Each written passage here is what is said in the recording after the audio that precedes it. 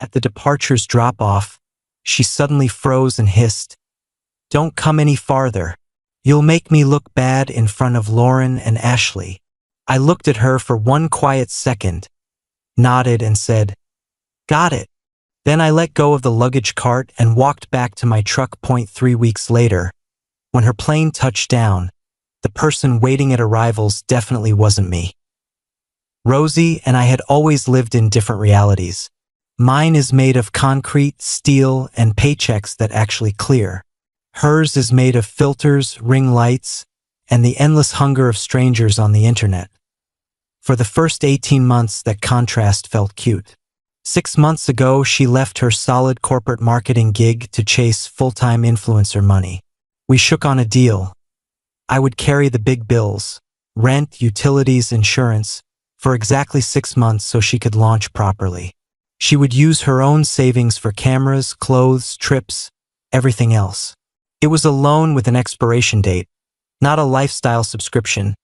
Within weeks, her business expenses started looking suspiciously like designer handbags and 5-star hotel balconies, and I could feel the resentment building like water behind a dam. The little digs had been piling up for months. My hobbies weren't content-worthy.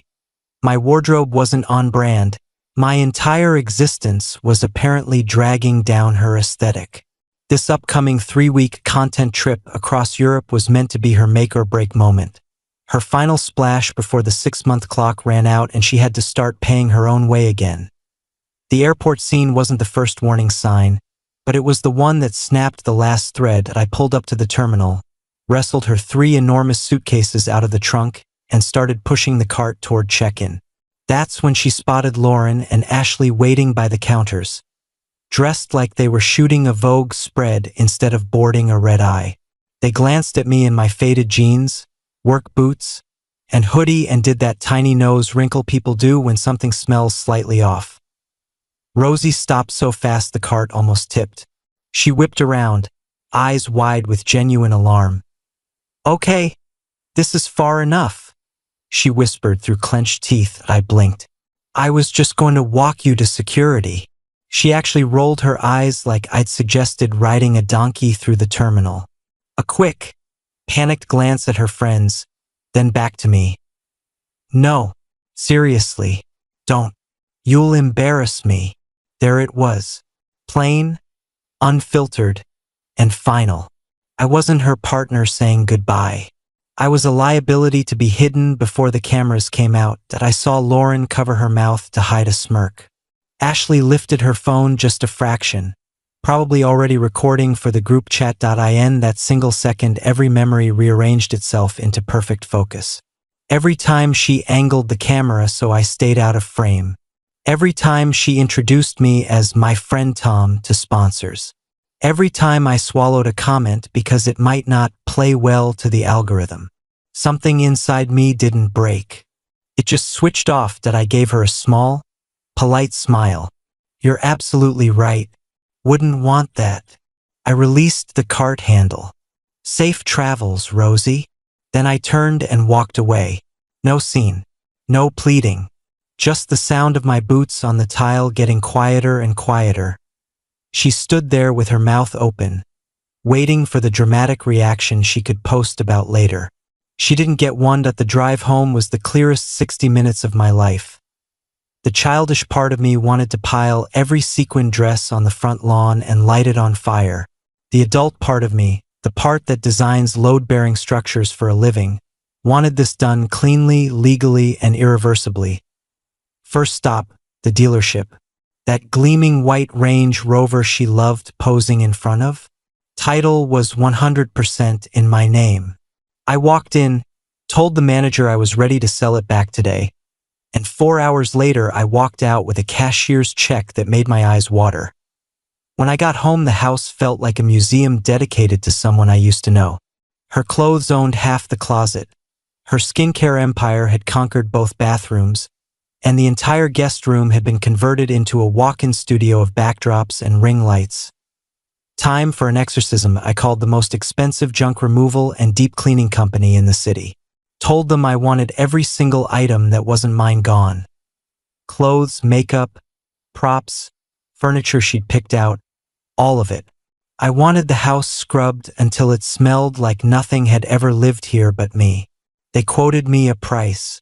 I told them I'd double it if the whole job was finished in under 36 hours. While they worked, I handled the digital purge, changed every shared streaming password, removed her from every bank account and credit card. Then I logged into the back end of her influencer website, the one I had built and hosted for her when she started, and quietly switched the admin email and recovery number to mine. I now owned the keys to her entire online kingdom. By the following night, the house was a blank slate. The closets were empty, the counters were bare.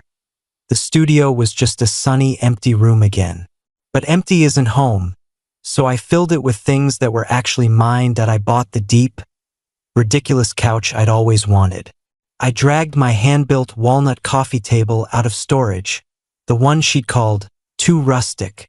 I mounted an actually good TV with a sound system that rumbles in your chest. The former studio became a home gym and workshop where I could build real things again. For the next 2 weeks, I lived like a man who'd been underwater for years and finally broke the surface. I saw friends I hadn't hung out with since she decided they were low energy. I hiked actual mountains instead of posing in front of fake ones. I went to baseball games and ate hot dogs without worrying about the lighting. Her texts trickled in from Europe, sun-kissed selfies in Santorini, pasta in Positano, 0 questions about me. I never answered once. 3 days before her return flight, I used part of the car money to book the trip I'd been dreaming of for years. 2 weeks riding a motorcycle through Utah, Arizona, and Nevada. My flight out left the same morning hers landed. The night before, I sent her one email. Subject line, logistics for your arrival. Rosie, as requested at the airport, I have removed myself from your life and your frame. All of your possessions have been professionally packed and placed in paid storage, Unit 42, 123 Storage Way, code 1234, first month covered. The vehicle has been sold. It was titled solely to me. The house locks have been changed. You are no longer on the resident list. This should give you the clean backdrop you've always wanted. I'll be offline and out of the country for the next few weeks. Best of luck with the brand. Tommy hit send, shut the phone off, and went to bed smiling for the first time in months. Update 2: I was camped under a sky full of stars in Zion when I finally powered the phone back on 5 days later. The explosion was glorious. Hundreds of missed calls. Voicemails that auto-transcribed into pure, high-pitched chaos. Texts that went from confusion to bargaining to threats in record time. My buddy Dave had been feeding me updates. Rosie waited at baggage claim for 90 minutes, posing forlornly with her luggage mountain, certain I was just stuck in traffic. When I never appeared, she lost it right there on the curb. She eventually paid $180 for a cab to the house. The driver helped unload her 3 giant bags onto my front porch. She waved him off, dug out her key, and nothing. The key didn't work. She stood there in designer sweats, 3 weeks of European haul around her. Realizing she was officially locked out, her friends Lauren and Ashley suddenly had plans and couldn't possibly fit 3 oversized suitcases in their tiny city cars. Her parents had to drive 2 hours to rescue her.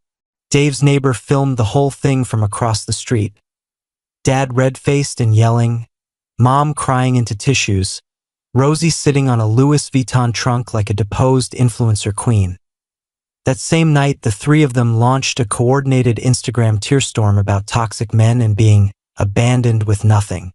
I had already sent a calm heads-up to the friends who mattered, so the smear campaign landed like wet tissue paper.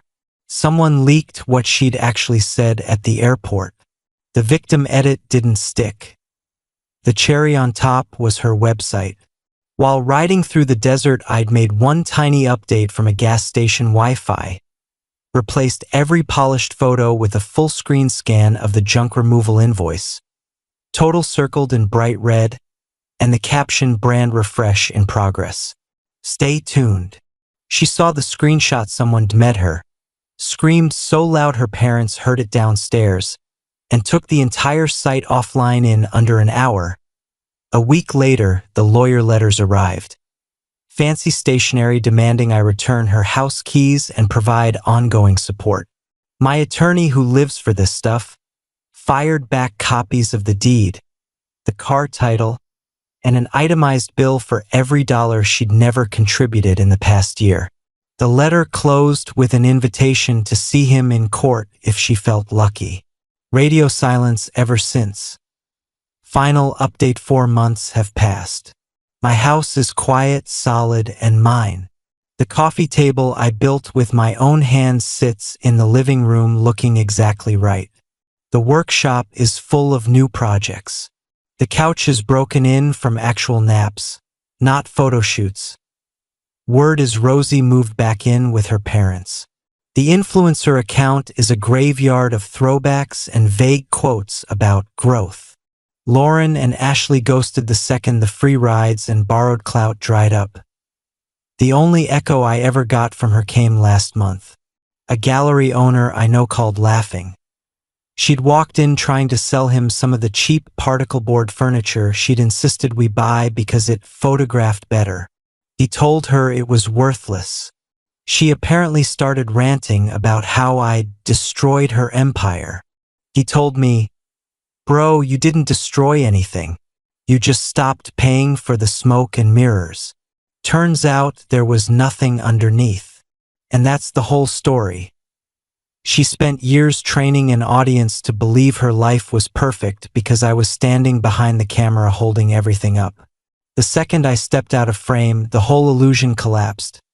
She chose the spotlight over the person keeping the lights on, so I turned the lights off. Now I'm building things that are real, furniture that will outlast trends, trips that don't need a hashtag, a life that doesn't require a filter to feel good. She wanted a backdrop that made her look flawless, that I was never the backdrop, that I was the foundation. Foundations don't pose. They just hold everything up until they decide to walk away. Then the whole pretty house falls down.